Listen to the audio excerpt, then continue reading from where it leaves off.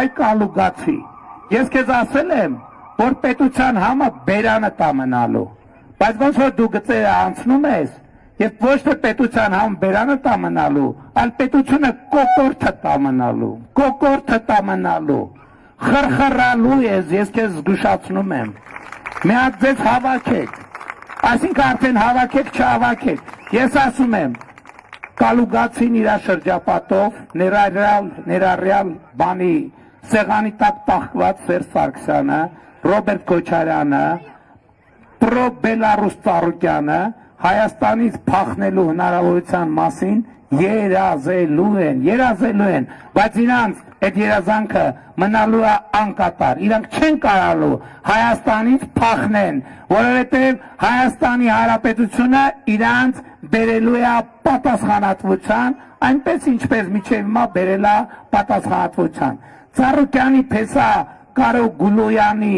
դղյակներից մեկը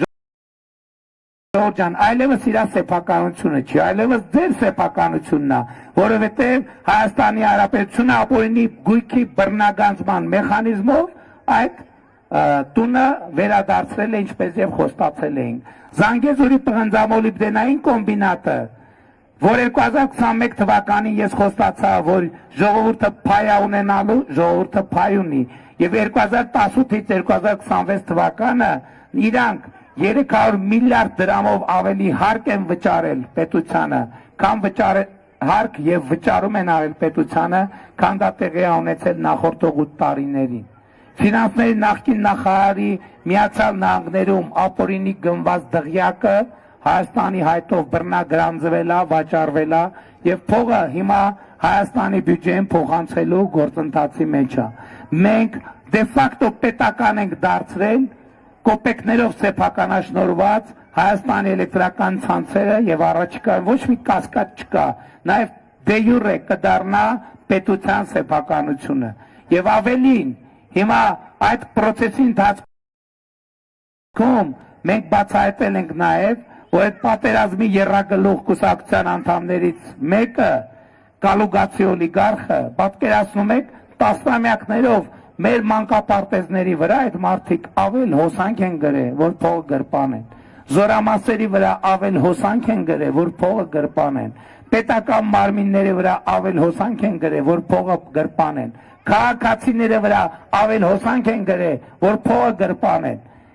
Նախորդ օրին Ռոմանոս Պետրոսյանը գրում է, ասում է մի հատ անհասկանալի դեպք ենք բացահայտել։ Ասում է ուրեմն Կալուգացիների կլանի ներկայացուցիչներից մեկը, որը հաստիքով շարքային լույսի մարդ է, Երևանում 11 հատ բնակարան է ձեռք բերել վերջին 10 տարվա ընթացքում, այդ 11 բնակարանները վարձով է տալիս։ Էս է տեղի ունեցել, էս է նրանց բարեգործության անունը, սա է նրանց բարեգործությունը, երեխաներից գողան հետո բերեն երկու հատ ժանգոտ ինչ-որ կարուսել կոչվող բան շպրտեն, 50,000 դրամանոց, 50 միլիոն դրամի իրանք մասին գովաց նկարեն։ Ես պատասխանատու ասում եմ, Երևանի քաղաքապետարանը տարբեր տեղերում այսքան բակեր է կառուցում, մանկապարտեզներ են կառուցում, դպրոցներ են կառուցում, ես ձեզ պատասխանատու ասում եմ, հա, եւ այդ մարդիկ ասում են, ինչ են ասում, ասում են, այս իշխանությունը անուղեղ է, որ դպրոց է կառուցում։ Ես չեմ ուզում դրանց նույնիսկ հակադարձեմ, դրանց աշածը ասենք, ոնց որ ասենք, ենթադրենք ամեն անուղեղի ասացի լեզու թրջել չարժի։ Բայց այս շատ կարևոր է, ինչի են իրանք նեղված այդ դպրոցների եւ մանկապարտեզների կառուցումից, որովհետեւ իրանց ճակերտավոր բարեգործության ճանապարհն է փակվել։ Որովհետև ոչ մեկի չես զարմացնի երկու հատ ժանգոտ բան ճոճանակ վերել շպրտելով, որովհետև այսօր Հայաստանի Հանրապետությունում մենք այն մակարդակի դպրոցներ ու մանկապարտեզներ ու բակեր են կառուցում, որ Հայաստանի ողջ պատմության ընթացքում չի եղել, ժողովուրդ, չի եղել, այդպիսի դպրոցներ Հայաստանում երբեք չեն եղել։ Ես խոսում եմ վերակառույցների մասին չրած վերակառուցվածքներին էլ վերաբերվում։ Այդպիսի մանկապարտեզներ Հայաստանում չեն եղել, այդպիսի բակեր եւ խաղահրապարակներ Հայաստանում չեն եղել։ Եվ այսօր մի երեխա մոտեցել է այն օր, ինձ ասում է ձեր օրոք Հայաստանը ծաղկում է։ Դա արդեն տեսնում են նաեւ երեխաները, եւ այո, Հայաստանը ծաղկում է։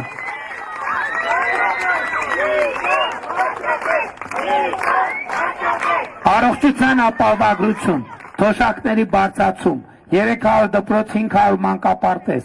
4700 մոտ 5000 կիլոմետր ճանապարհ։ Այս ճանապարհների թիվն էլ անընդհատ ֆիքսված չի, գիտեք ինչի, որտեղ ամեն օր ավելանում այդ ճանապարհների թիվը, չեմ ասնում ես ճանապարհների հետևից։ Ժողովուրդ, ուրեմն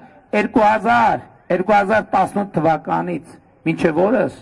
մենք Հայաստանի քաղաքացիներին 1 միլիարդ դրամի աջակցություն ենք ցուցաբերել բնակարաններ ձեռք բերելու ուղղությամբ։ Եկամտային հարկի գծով եւ մի քանի այլ բնակարանային աջակցության ծրագրերով ներառյալ 16 միլիոնի սահմանամերձի ծրագրերը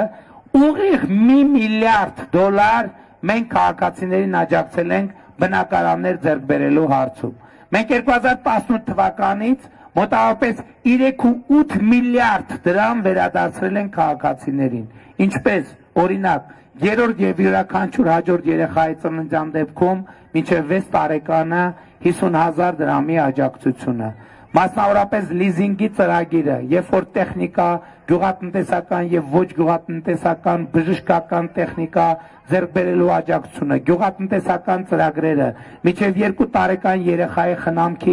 խնամքի ծրագիրը, էներգախնայողությամբ բնակարանների վերակառուցման ծրագիրը եւ այլն եւ այսպես շարունակ։ Եվ սա մենք անում ենք մի պատճառով եւ մի նպատակով։ Ինչի համար ենք մենք թոշակներ բարձրացնում։ Ինչի համար բանակում ինչ փոփոխություններ են տեղի ունենում։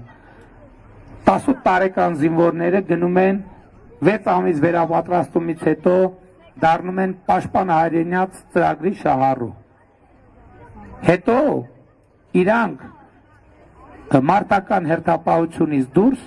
գնում են իրանց տանն են քնում, քիչ չի, իրանք ամիսը կապված իրանց ատեստավորման տոկոսից 300, 400, 500, 600,000 դրամ աշխատավարձ են ստանում։ Եվ եթե նախկինում իրանց ծնողները պետք է բանակում իրանց պահեին, հիմա իրանք իրանց աշխատավորցով իրանց տունն են պահում եւ 5-ամյա պայմանագրի ավարտից հետո դեռ 5 միլիոն դրամ պետք է միանվագ ստանան։ Հաջորդը 2024 թվականից Վազգեն Սարգսյանի անվան ռազմական ակադեմիա ընդունված կուրսանտները, որ հաջողությամբ կսովորեն կավարտեն, սպայական կոչում կստանան եւ կանցնեն աշխատանքի, պետության կողմից կստանան բնակարան եւ նրանց բնակարանային խնդիրը կլուծվի։ 2000-ականների սկզբից մենք զոհվածների ընտանիքի, սպաների, երկարամյա ծառայության զինվորականների նկատմամբ բնակարանային պարտավորություններ ունենք։ Եթե չեմ սխալվում, մոտ 2000 մարդ կա հերթացուցակում։ Եվ մենք նախորդ ամիս որոշում ենք կայացրել 4 տարվա ընթացքում մենք բոլորի բնակարանային հարցերը լուծելու ենք։